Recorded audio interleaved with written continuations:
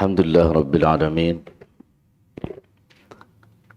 الذي خلق الموت والحياة ليبلوكم أيكم أحسن عملا وهو العزيز الغفور. أشهد أن لا إله إلا الله وأشهد أن محمدا عبده ورسوله.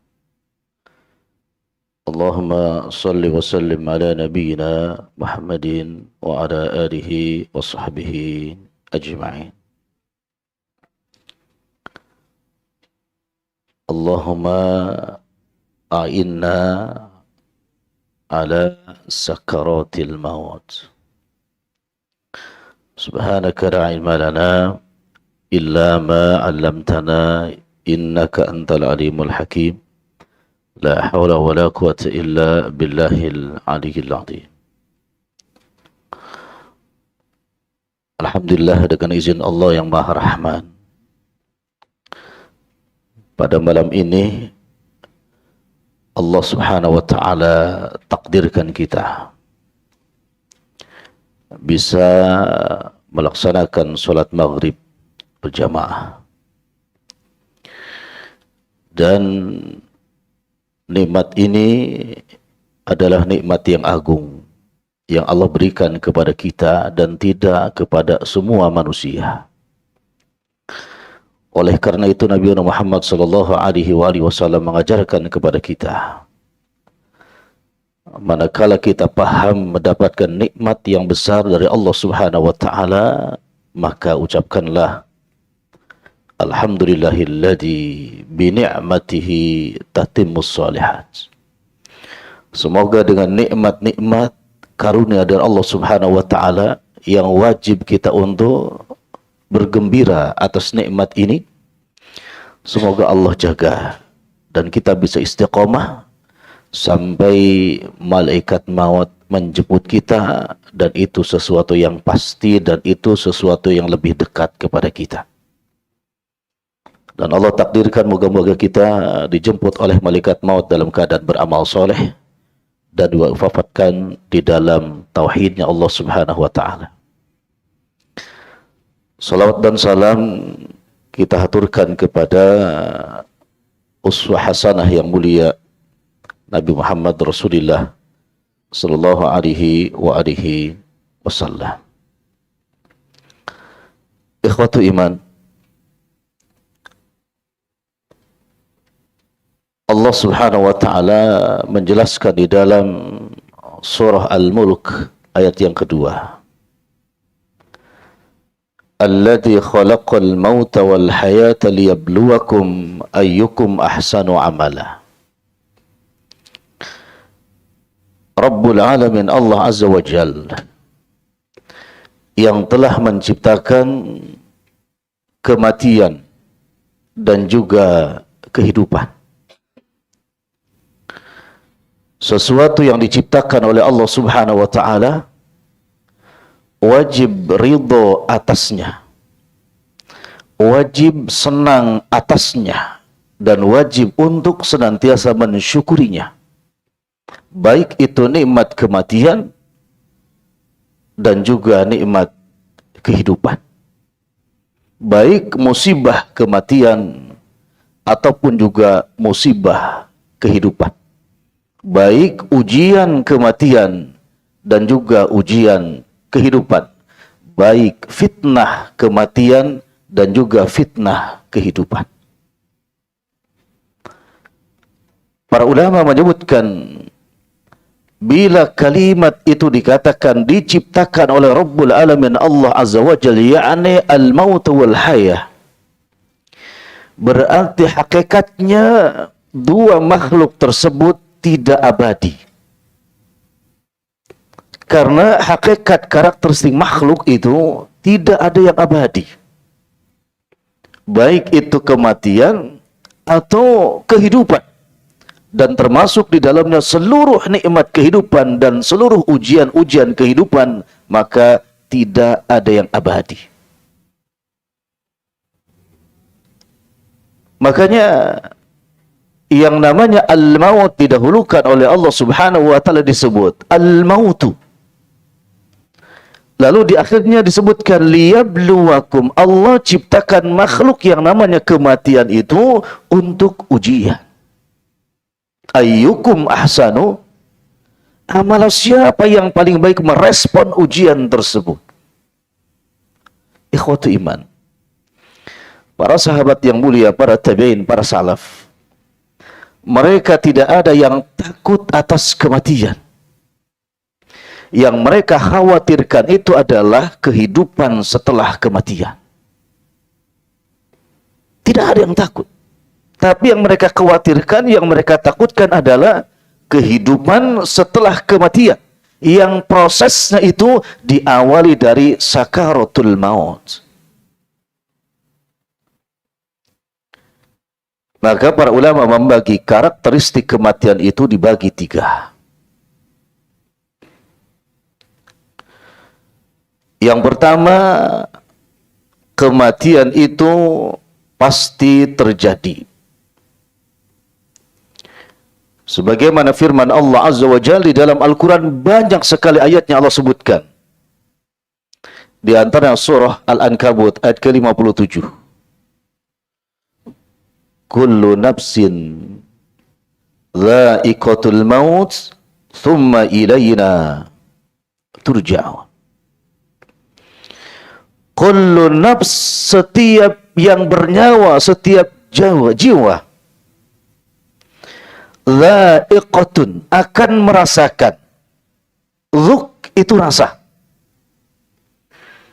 Dzuk karena rasa, ikhwatu iman, termasuk Al-Imam Ibnu Hajar Al-Asqalani menyebutkan, kalau dikatakan dzuk, maka rasa sakaratul maut yang akan menimpa setiap jiwa itu berbeda-beda.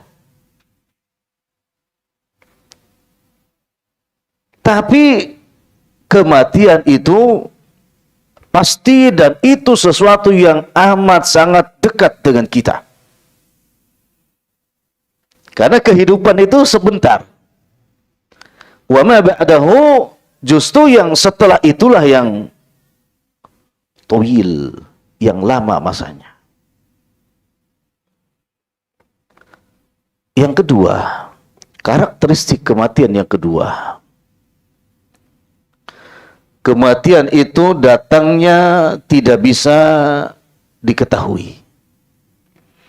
Kematian itu datangnya tidak bisa diprediksi.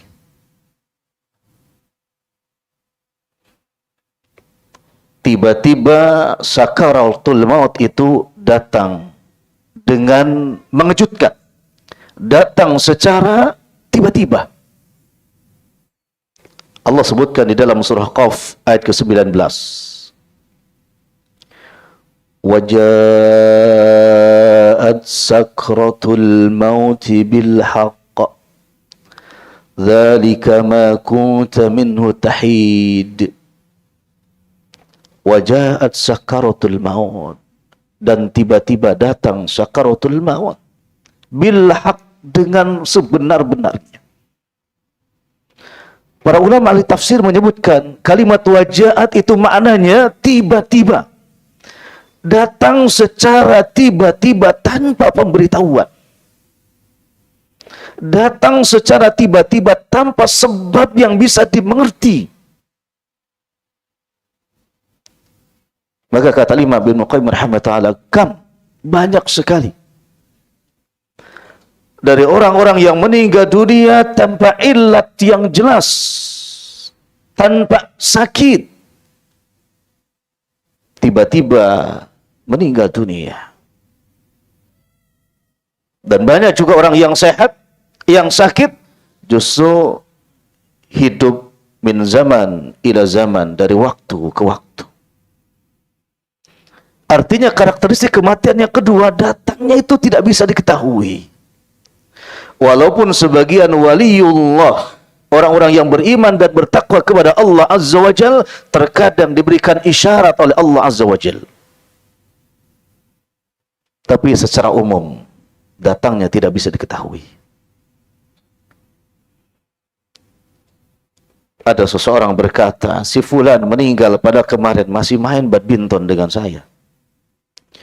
Si fulan meninggal kemarin bahkan masih ngobrol, ngaji bersama dengan saya. Jangankan yang meninggalnya, orang yang mendengar beritanya pun juga terkejut dengan khabar kematian tersebut. Datangnya tidak bisa diketahui. Dan karakteristik kematian yang ketiga, kematian itu tidak bisa ditangguhkan. Yang Allah jelaskan di dalam surah Al-Munafiqun ayat yang ke-11. وَلَا يُؤَخِّرَ اللَّهُ نَفْسًا إِذَا جَاءَ أَجَلُهَا. La. وَلَا يُؤَخِّرَ اللَّهُ, tidak bisa diakhirkan, ditangguhkan walau sa'ah, walau lahdah, walaupun hanya sebentar saja. Kalau lahdah itu bisa dimaknakan antum menggeser duduk antum, itu lahdah. Walaupun tidak berpindah tempat, bergerak dari tempat duduk antum, bisa dikatakan lahdah. Itu kematian tidak bisa ditangguhkan walaupun hanya antum menggeser duduk, memindahkan posisi duduk, tidak.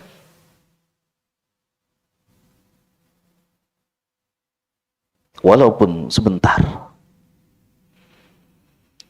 Ini yang menjadi bahan renungan untuk kita semua.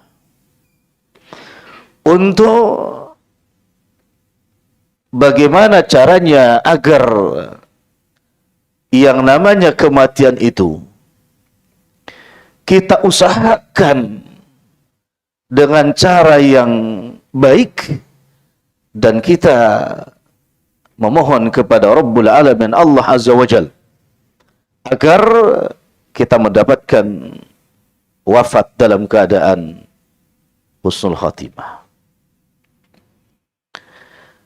Lalu ikhwati iman, semua karakteristik kematian tadi, hadis atau Al-Quran menyebutkan bahwa yang namanya al-maut itu prosesinya diawali dengan sakarat. Sakarat. Nada, rasa yang sangat.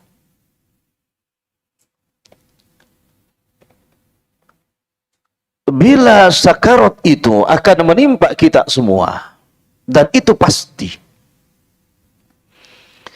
Yang dahsyatnya di dalam Al-Quran, dahsyatnya di dalam hadis yang masyhur, bagaimana Nabi kita Muhammad sallallahu alaihi wasallam rohnya diambil oleh malaikat maut dan beliau merasakan kesakitan yang dahsyat. Maka Al-Quran memberikan gambaran kepada kita di surah An-Nazi'at ayat 1 dan 2. Allah Azza wa Jalla berfirman, وَالنَّازِعَاتِ غَرْقًا وَالنَّاشِطَاتِ نَشْطًا. Demi malaikat maut yang mencabut nyawa dengan kasar, dahsyat, lagi bengis, dan demi malaikat maut yang mencabut nyawa dengan lemah lembut, lagi santun. Di dalam tafsir At-Tabari tentang ayat ini, para ulama sepakat bahwa ada dua cara malaikat maut mencabut nyawa manusia.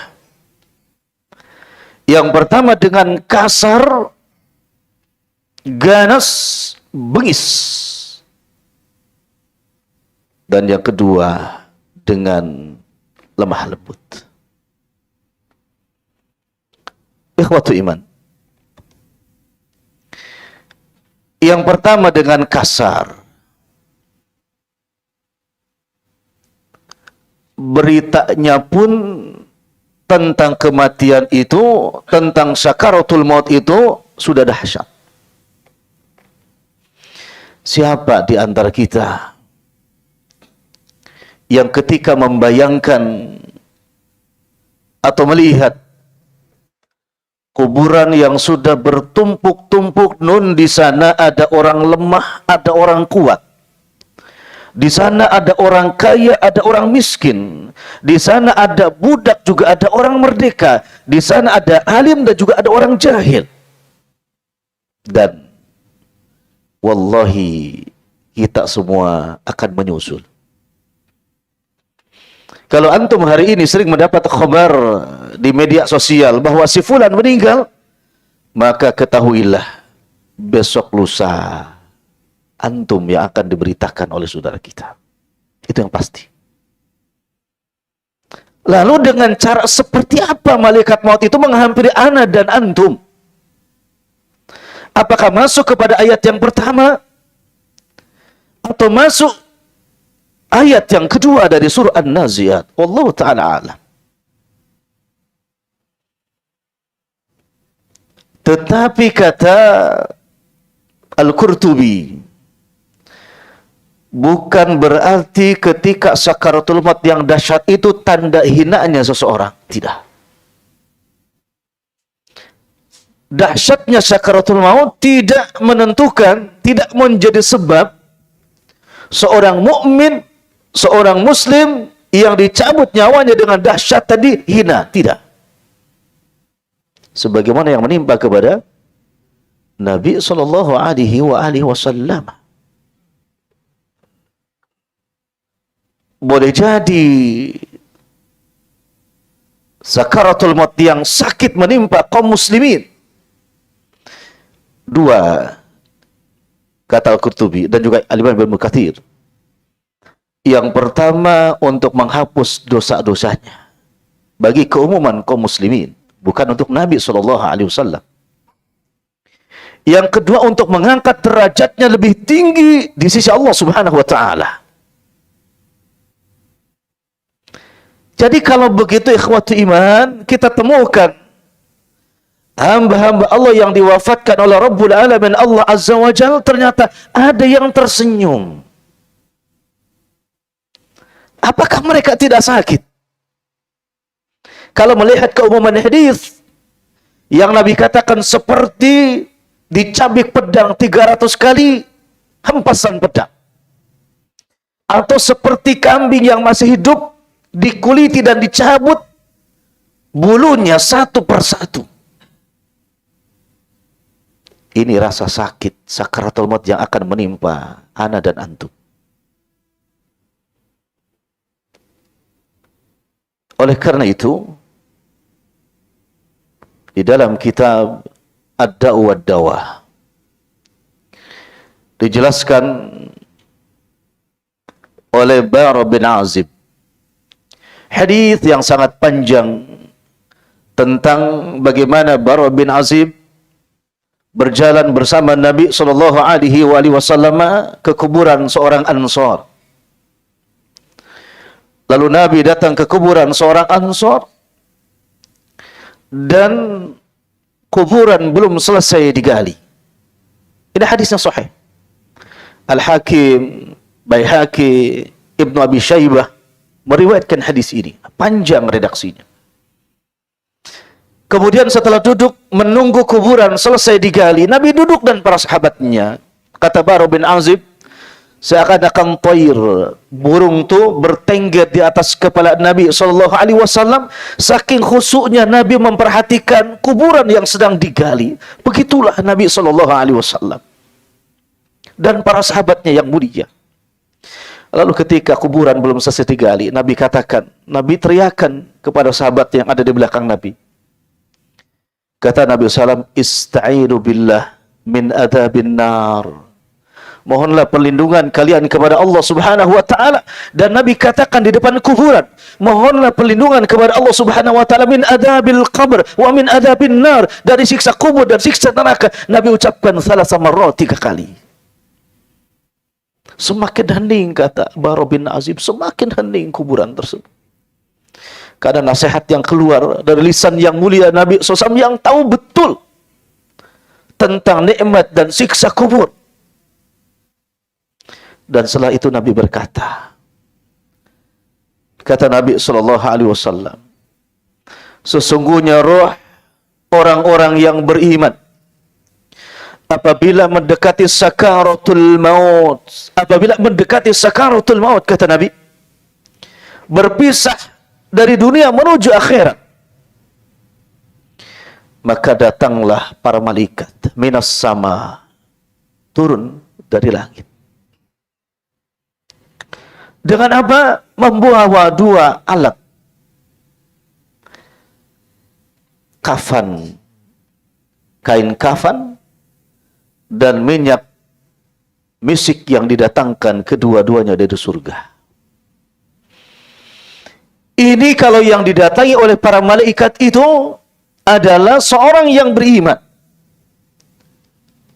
Sejauh mata memandang, malaikat turun dari langit menuju bait, rumah orang yang sedang sakaratul maut tadi. Ikhwan, Allah membawakan dua yang utama, kain kafan dan minyak misik. Maka jangan takut siapapun di antara antum, siapapun di antara manusia, siapapun di antara kaum muslimin dan muslimat yang mentauhidkan Allah Azza wa Jalla, maka kafannya langsung dibawakan dari surga, minyak wanginya langsung dibawakan dari surganya Allah Azza wa Jalla. Ini tahiyah penghormatan kepada orang yang beriman. Setelah mereka berkumpul. Dan ini Allah sebutkan di dalam suratul Waqi'ah ayat yang ke-83.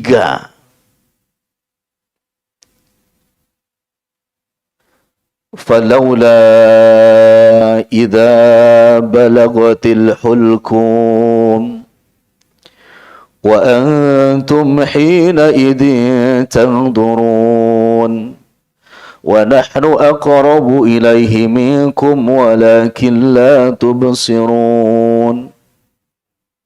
Falaula idza balagatil hulkum, dan tidak demikian apabila ruh sudah berada di hulkum, tenggorokan, wa antum, dan kalian orang-orang yang sedang sakaratul maut, hina idin, pada saat tandurun, kalian melihat malaikat yang turun bersaf-saf ke hadapan kalian. Dan itu siapapun orang yang sedang sakaratul maut akan melihat jumlah malaikat yang turun di sekeliling kita yang sedang sakaratul maut. Ketika hulkum, roh ini berada di sini. Di surah lain Allah katakan dahsyatnya di dalam surah Al-Qamar ayat 26 sampai 30. Kalla idza balagatit taraqi wa qila man raq. Kalla, tidak demikian. Idza balagatit taraqi, apabila roh sudah sampai at-taraqi, tulang-tulang yang menguatkan leher kerongkongan ini. Wakila, dan dikatakan ketika orang yang sedang sakaratul maut tahu betul ikhwan, besok kita ketika terakhir waktu-waktunya malaikat akan datang, kita akan tahu bahwa itu hari terakhir kita. Kata Imam Ibnu Taimiyah, manakala tubuh kita dilemaskan selemas-lemasnya, dan manakala tubuh ini bisa teriak sekencang-kencangnya, akan lari sejauh-jauhnya. Tapi qaddarullah wa ma syafa'ala, hari itu dicabut oleh Allah Subhanahu wa taala. Orang di sekeliling kita, ummi, abi, anak-anak kita menangis karena melihat kondisi yang kritis, sementara yang ditangisi sedang melihat kumpulan malaikat yang datang ke hadapannya. Lalu bertanya, waqila man raq, apakah ada ruqyah yang bisa menghentikan sakaratul maut? Adakah ilmu ruqyah, tabib, mungkin ulama, mungkin kiai yang bisa memberhentikan sakaratul maut itu? Anak antum menangis di sisi antum, istri antum pun menangis memohon kepada Allah Subhanahu wa taala, bahkan dengan tangisan yang dibarengi talqin la ilaha illallah, la ilaha illallah, sementara tubuh kita lemas, tidak ada daya.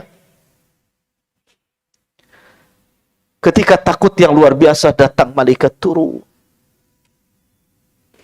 Dikatakan wakila man raq wa dhanna annahul firaq, dan dia mengira dengan perkiraan yang pasti annahu, sesungguhnya al-firaq, pada saat al-firaq, firaq, waktu berpisah, perpisahan dari dunia menuju akhirat. Allah katakan ayat berikutnya, wal taffatis saqu bis-saq, lalu berbarengan dengan rasa takut yang luar biasa, dicabutlah roh dari arah kakinya, dan kakinya mengejang, saling bertautan saking sakitnya sakaratul maut.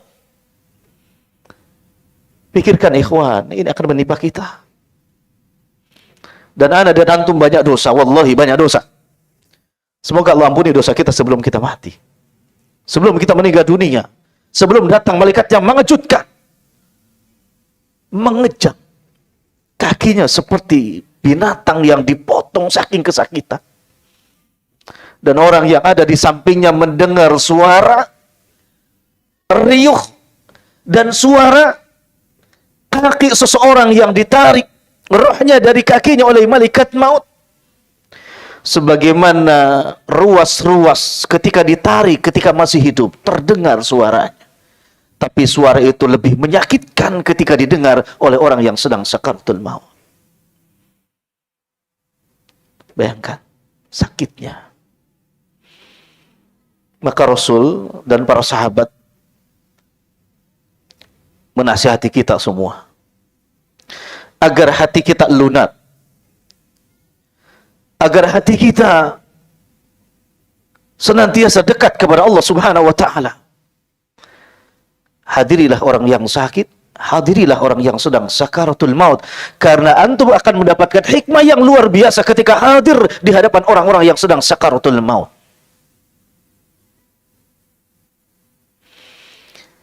Ikhwan, kebayang nggak ketika setiap orang membayangkan bagaimana hari esok, bagaimana anak dan istri, bagaimana ibu, bagaimana ayah, sementara sudah dihadapkan kepada malaikat yang sudah ada di depan kita dan tahu betul bahwa itu sakaratul maut.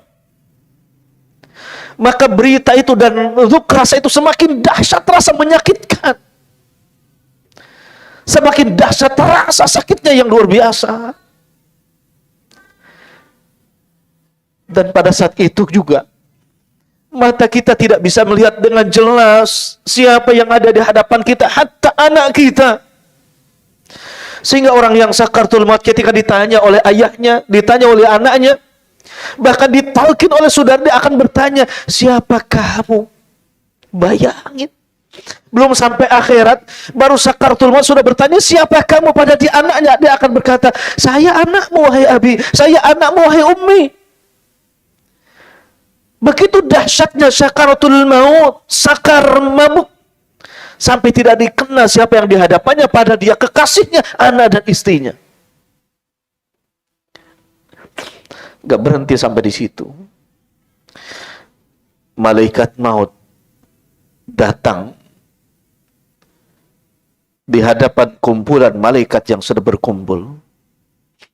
Lalu malaikat maut duduk di sebelah kanannya.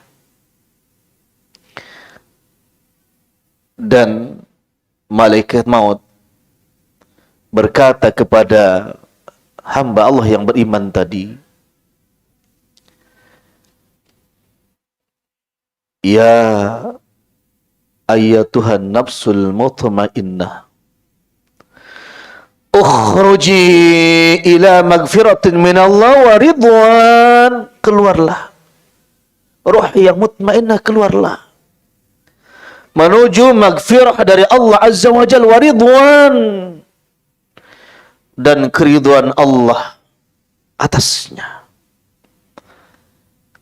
Lalu Nabi SAW melanjutkan hadisnya, ruh itu keluar sebagaimana air yang mengalir dari keran kepada tempatnya yang sudah disiapkan dengan baik.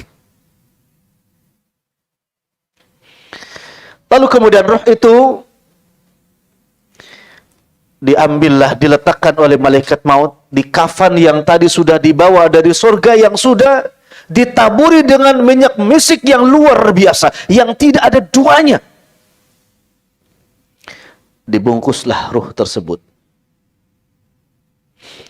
Kemudian setelah dibungkus, ruh itu diberikan kepada malaikat yang tadi sudah menunggu. Terus diangkatlah roh itu ke langit dunia dan dihormati oleh para malaikat yang menjaga langit dunia tadi. Dan dia bertanya, roh siapa ini yang thayyibah ini? Dijelaskan, ruh si fulan. Dan kata Nabi SAW dalam hadisnya, maka dia dipanggil dengan khairul asma, dengan sebaik-baiknya nama yang ia senang, yang ia cinta. Nama itu disematkan, dipanggil ketika di dunia. Penghormatan yang luar biasa. Terus sampai ke langit ketujuh. Sampai ke langit ketujuh. Sudah sampai di langit ketujuh, maka Allah Azza wa Jalla berfirman kepada para malaikat, uktub, tulis dia fi'illiyin, di sorga. Catatan dia fi'illiyin. Setelah itu kata Nabi SAW, turunkan jasadnya ke bumi, karena dia minha khalaqnakum wa fiha nu'idukum wa minha nukhrijukum taratan ukhra. Turunkan ke bumi. Setelah diturunkan ke bumi, masuk ke dalam kuburnya, ikhwatu iman, didatangkan dua malaikat untuk mensoal. Dengan malaikat yang lemah lembut. Dan dia bertanya, hanya cukup siapa Rabbmu? Dari mana ilmumu? Dan dia menjawab, qara'tu kitab Allah wa sunnata Rasulillah. Lalu yang ketiga pertanyaannya, dia bertanya, bagaimana menurutmu tentang seorang laki-laki yang diutus oleh Allah Azza wa Jalla? Kata dia, saya beriman kepadanya dan beriman terhadap risalah yang dibawanya, yakni yang dibawa oleh Nabi Muhammad Rasulullah sallallahu alaihi wasallam. Kemudian Allah berfirman lagi kepada malaikatnya, benar apa yang dikatakan hambaku ini, maka lapangkanlah kuburannya. Gantilah pakaiannya tadi dengan pakaian sutra yang didatangkan dari surga, dan bukalah hanya satu pintu saja akses menuju jannahnya Allah Azza wa Jalla. Dan dia menikmati kenikmatan yang ada di surga itu selama-lamanya. Dan dia berkata dengan kalimat yang indah sekali, segerakanlah kiamat. Segerakanlah kiamat. Kenapa minta segerakanlah kiamat? Seorang yang beriman ingin segera berada di surganya Allah Subhanahu wa ta'ala. Segerakanlah kiamat. Padahal betapa indahnya kenikmatan-kenikmatan yang ada di kubur, yang harus kita imani, wajib kita imani. Tapi orang yang beriman tidak cukup di situ. Kenapa? Ingin segera taqumus saah, ingin segera kiamat. Karena ada yang lebih kita rindukan besok, yakni ridhonya Rabbul Alamin Allah Azza wa Jal. Maka tidak ada tandingannya dengan surga wa ma fiha, dengan surga dan seluruh isinya. Semoga kita masukkan ke dalam kelompok yang pertama ini, bersama istri, anak, juga saudara-saudara tercinta kita. Ikhwatu iman, tidak ada sakaratul maut itu kalau tadi khabarnya malaikat meminta kepada ruh dengan kalimat yang indah. Maknanya ikhwatu iman, bukan tidak sakit. Rasa sakit tadi terkalahkan dengan berita yang amat sangat indah. Bukan enggak sakit. Ummi antum ketika melahirkan antum tanya. Merasakan sakit yang luar biasa. Tetapi ummi kita kenapa dia tersenyum? Karena anaknya yang ia cintai lahir dengan selamat. Sakitnya hilang ketika terdengar tangisan anaknya yang keluar dengan selamat. Tidak. Bukan dikatakan tidak sakit. Tapi rasa sakitnya tadi hilang dengan berita yang datang kepadanya, dengan berita yang amat sangat indah. Yang seperti itulah yang datang kepada orang-orang yang beriman. Bukan tidak sakit, tetap sakit. Tetapi sakit itu tergantikan dengan malaikat yang datang penuh dengan ramah dan baik. Mafhum mukhalafahnya.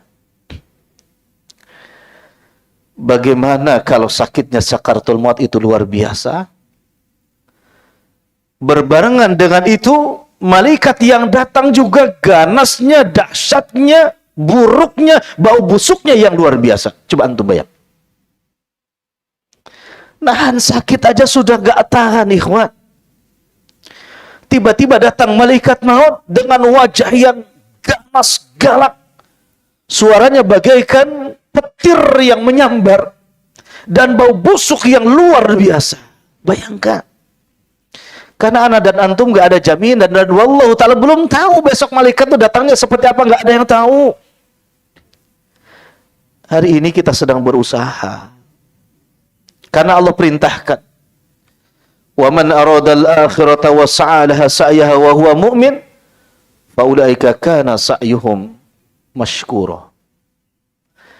Barang siapa yang berjalan menuju akhirat, sa'i berjalan sedikit demi sedikit, maka usahanya itu mashkura, akan Allah kabulkan, akan Allah berkahi. Jadi kita usaha. Jadi saudara-saudara kita yang meninggal kemarin tersenyum sekali lagi. Bukan dia merasakan sakaratul maut itu enak, tidak. Tetapi dia tergantikan dengan berita yang datangnya indah dan luar biasa. Banyak para thalabul ilmi, termasuk Imam Syafi'i rahimah ta'ala, tidak pernah merasakan laparnya perut, saking asyiknya dengan ilmu. Abu Hurairah termasuk, berhari-hari beliau lapar, tapi tidak terasa lapar, saking asyiknya berada di masjid bersama Nabi SAW. Keadaan yang baik, berita yang baik, dan persaksian yang baik itu, ikhwan, bisa meringankan rasa sakitnya sakaratul maut kita. Maka usahakan. Dan Allah masih memberikan waktu kepada kita sampai datangnya berita yang tidak bisa ditolak. Dan itu yang datang kepada orang-orang yang tidak beriman, orang kafir. Coba antum lihat. Ada orang yang meninggal dunia sedang bernyanyi. Lalu matinya orang yang sedang bernyanyi itu, seakan-akan kalau dilihat dari surahnya, gambarannya, seakan-akan seseorang itu didorong, atau ditendang, atau dipukul, atau dibanting. Terjatuh, tersungkur. Coba perhatikan. Tetapi saudara-saudara kita yang beriman kepada Rabbul Alamin, Allah Azza wa Jalla, yang meninggal sedang sholat, Masya Allah, tidak ada yang langsung terjatuh, tapi perlahan dia turun, perlahan. Bahkan yang indah sekali, bukan sedang berdiri Allah wafatkan, sedang sujud. Maha benar Allah dan Rasulnya, sedang sujud. Ada yang sedang memegang Quran, dia sedang melafalkan kalimatullah yang jaminnya dalam hadis At-Tirmidzi, man qara'a harfan min kitabillah falau hasanat wal hasanat asyru amsalih. Bayangin sedang membaca Al-Quran, betapa indahnya. Rasa sakitnya terkalahkan dengan nikmatnya membaca Quran. rasa sakitnya terkalahkan dengan nikmatnya bermunajat kepada Allah Subhanahu wa taala.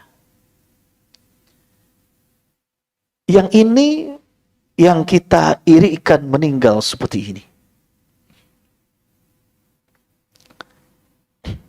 Dan ana alhamdulillah,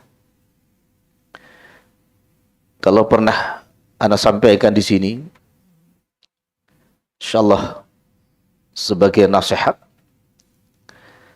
karena nasihat itu mesti diulang-ulang, dan orang yang beriman tidak pernah puas dengan nasihat dan ilmu. Seorang ayah, qadarullah wa masyafa'ala, diuji oleh Allah, sakit selama 2 tahun. Yaumul Arba, persis hari Rabu dia. Jam 10 pagi. Dia bilang sama istrinya, Bu, tolong masak yang banyak, karena hari ini akan kedatangan tamu. Istrinya yang solehah, tidak kila wakal, tidak banyak bertanya, tapi dia laksana masak. Masya Allah ikhwan, itu selama 2 tahun terbaring di tempat tidur, tidak bisa bangun. Tidak bisa bangun. Tapi pada hari itu memanggil istrinya, dia bangun dari tempat tidurnya. Dan dia minta izin ke kamar mandi untuk mandi. Istrinya terheran-heran, tetapi mengabaikan itu karena perintahnya untuk masak. Masak. Selesai masak, dihidangkan makanan, dihidangkan. Sederhana, rumah sederhana, ya, rumah masih bambu, pakai alasnya tikar, dihidangkan. Lalu dia samperin suaminya, dan dia lama di kamar mandi, lama. Kenapa lama? Kata dia, sudah lama gak mandi, biar bersih, ya, biar bersih. Udah, sekali lagi gak ada respon. Karena kita pun kan nggak tahu, mereka tuh nggak tahu. Selesai mandi, bersih-bersih, jalan seakan-akan dia tidak merasakan sakit yang sudah diderita selama 2 tahun. Dia minta izin, ya tunggu sebentar mau sholat. Udah. Anda tahu kamar itu pakai dari bambu, semacam balai dari bambu, tikar, kasur tipis. Ya sholat di situ. Ya, sholat di situ. Istrinya tetap di dapur, dia menunggu ayahnya selesai, menunggu suaminya selesai sholat. Lama. Dia cerita lama. Kadang lama dipanggil, dilihat. Ya, ketika dilihat kondisinya nggak curiga ibunya, karena suaminya tetap dalam kondisi duduk. Posisi sedang tasyahud. Sedang tasyahud, duduk. Tungguin, gak ada gerakan, baru dipegang, ternyata sudah goyang. Dan suaminya itu meninggal dalam keadaan posisi duduk bertasyahud. Sholat sunnah dulu dia mau meninggal dunia. Padahal 2 tahun tidak bangun dari tempat tidurnya, tapi hari itu dengan izin Allah Azza wa Jalla bisa bangun. Dan ini hadisnya masyhur yang dinukil juga oleh para ulama. Setiap kita itu akan diwafatkan sesuai dengan kebiasaannya. Sesuai dengan kebiasaan. Dia orang soleh.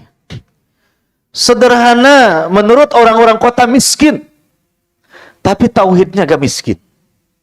Akidahnya gak miskin. Taqarrubnya kepada Allah Azza wa Jalla gak miskin. Dan ternyata janji Allah Subhanahu wa taala, dia dimampukan dengan izin Allah, bisa berjalan, bisa mandi, bisa wudu, bisa sholat sendiri. Disitulah hari terakhirnya orang miskin tersebut ternyata meninggalnya membuat iri orang miskin dan iri orang kaya. Dan itu yang Allah jelaskan dalam surah Al-Baqarah ayat 101. Wa minhum may yaqulu rabbana atina fid dunya hasanah wa fil akhirati hasanah wa qina adzabannar. Dia mendapatkan kebahagiaan walaupun sempit urusan dunia, tapi tetap bahagia. Kenapa? Karena tahu betul kebahagiaan yang hakiki manakala kondisi apapun di dunia, tetapi Allah akhiri dalam keadaan husnul khotimah, bahkan Allah akhiri dalam keadaan bermesraan dengan Rabbul Alamin, Allah Subhanahu wa Ta'ala. Itu sebahagianya manusia, dan itu yang dikatakan kaya yang sebenar-benarnya kaya, sukses yang sebenar-benarnya sukses, bahagia di dunia dan bahagia di akhirat. Dan dia menjadi buah bibir semua orang menceritakan atas kebaikannya. Orang mengatakan khair min ahli khair, dia orang baik. Semua orang bersaksi dia termasuk orang baik. Mudah-mudahan Anda dan antum insyaallah seperti itu. Jadi sekali lagi, na'am, sahih dahsyatnya sakaratul maut. Dan itu harus kita usahakan. Bagaimana biar besok malaikat maut dengan izin Allah datang kepada kita dengan lemah lembut, bahkan memberikan berita. Anda tutup ya, memberikan berita. Sebagaimana hadis yang masyhur, tidaklah seorang hamba meninggal dunia melainkan akan Allah perlihatkan sebelumnya itu tempat tinggalnya, apakah dia di surga atau dia di neraka. Hadisnya sahih. Kebayang gak antum? Sedang sakitnya sakaratul maut, lalu malaikat datang memberikan khabar dan memberikan berita bahwa antum besok di surga. Insya Allah dahsyatnya sakaratul maut akan terasa ringan, dan tidak sedikit orang-orang yang seperti itu meninggalnya walaupun sakit, sebagaimana seorang ibu yang melahirkan, mulutnya tetap tersenyum. Insya Allah. Ya, mudah-mudahan seperti itu insya Allah. Kita cukupkan, sudah masuk waktu isya. Wallahu ta'ala alam bisawab. Subhanakallah bihamdik, asyhadu an la ilaha illa anta astaghfiruka wa atubu ilaik. Assalamualaikum warahmatullahi wabarakatuh.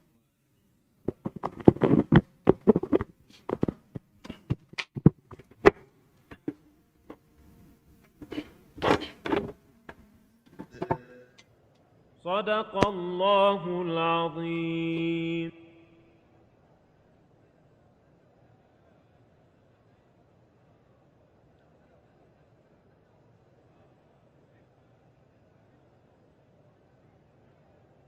اللهم هذه دموعي وأنا عبدك، وهذه ذنوبي وأنت ربي، وهذه رحماتك وأنت الذي يرحم.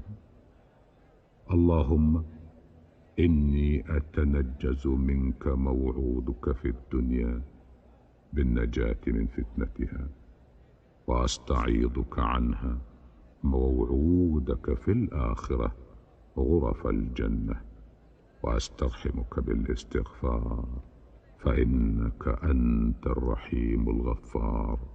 وسبحانك يا واسع المغفرة، سبحانك أبدا أبدا سبحانك. اللهم إني أعوذ بك أن تلتف الساق بالساق في يوم يكون إليك فيه المساق، فقني يا واهب الرحمات هم يوم تزل فيه الأقدام وترتعد فيه الأجسام وتتغير فيه الألوان ويشيب فيه الولدان ويطول فيه المقام ويشتد فيه الحساب وتتطاير فيه القلوب حتى تبلغ الحناجر، وما لنا غيرك يومئذ من ولي ولا ناصر. سبحانك اللهم سبحانك.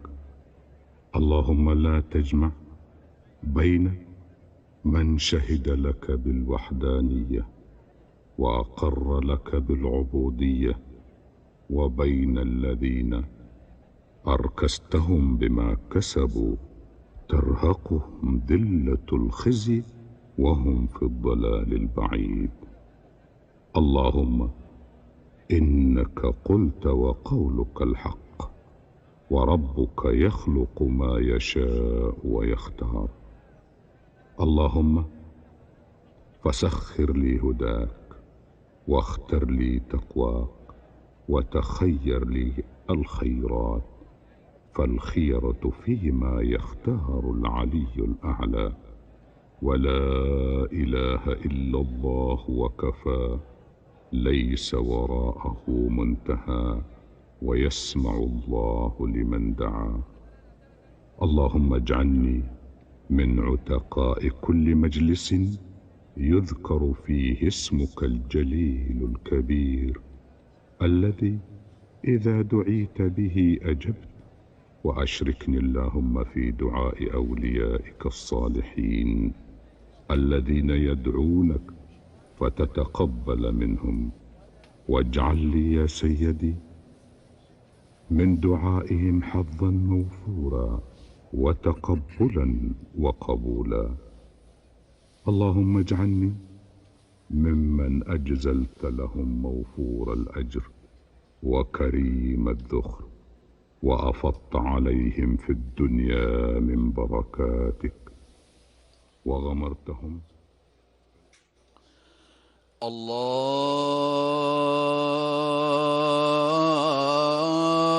الله أكبر، الله أكبر، الله أكبر،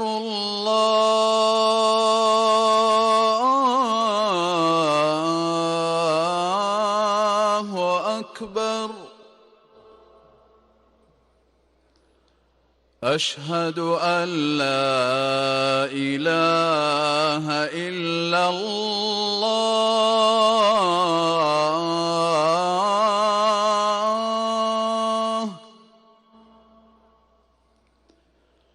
أشهد أن لا إله إلا الله.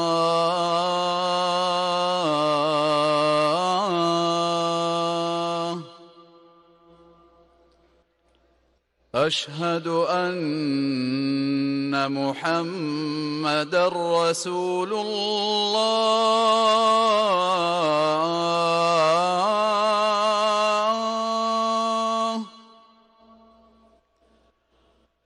أشهد أن محمدًا رسول الله.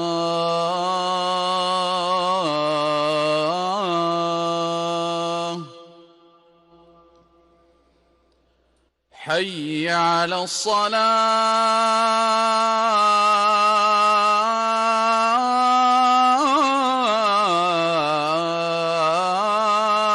الصلاة، حي على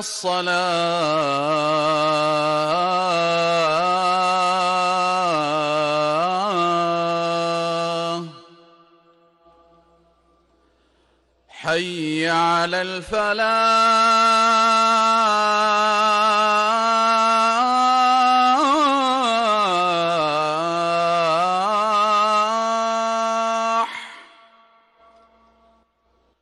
حي على الفلاح.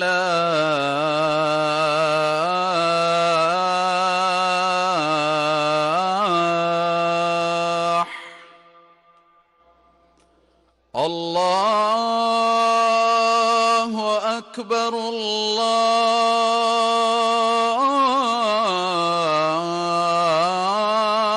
الله أكبر. لا